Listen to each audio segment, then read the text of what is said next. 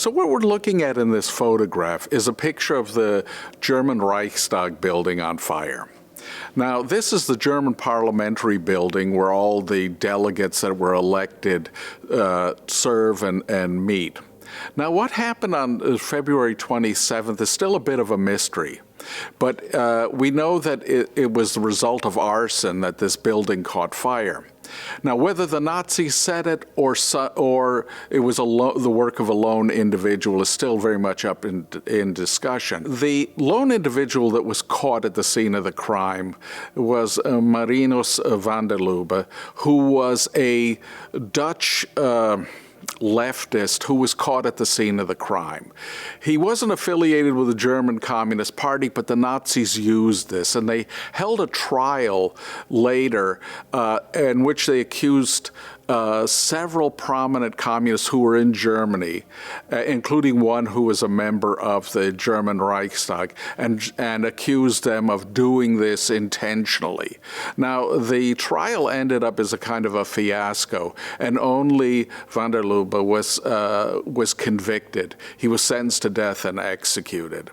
But still to this day, it's become a major issue about, who was responsible. The leftist press, for instance, outside of Germany said, well, Goering did this. He had some type of underground tunnel that led into the building from his offices, and that this couldn't have been the result of one person, that it had to be multiple individuals. But what we know is that the Nazis used this both as a propaganda incident, but also, perhaps more importantly, to use this to crack down on opposition within the German state. Photographs and film footage was used by the Nazis in their propaganda to attack, for instance, in particular, the Communist Party. Whether this was taken by a foreign photojournalist or not, it's unclear. But we know that, for instance, in the aftermath of the fire, that film crews, not only German film crews, but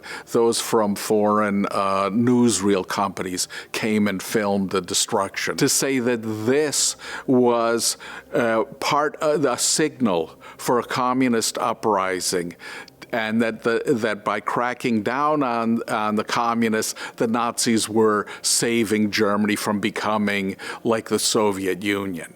And so they used this in their campaigns, both to win votes in the upcoming elections, but also to galvanize support for the regime against political opposition. So in the aftermath of this event, you had a decree being issued by the government, which essentially took away many of the rights of German citizens. And so it allowed the police, for instance, to, open up people's mail, to wiretap, to conduct all kinds of surveillance on private citizens. It gave the state much more authority over the lives of its citizens. Now, what we have to remember is that this wasn't a temporary measure. This lasted until the very end of the Nazi regime, until 1945. And so this kind of set the stage for the Nazi dictatorship. In the aftermath of this, you have mass arrests of communists and socialists, and you had the construction of concentration camps. So you had a real crackdown on opposition. So this paved the way for Nazi persecution and Nazi dictatorship.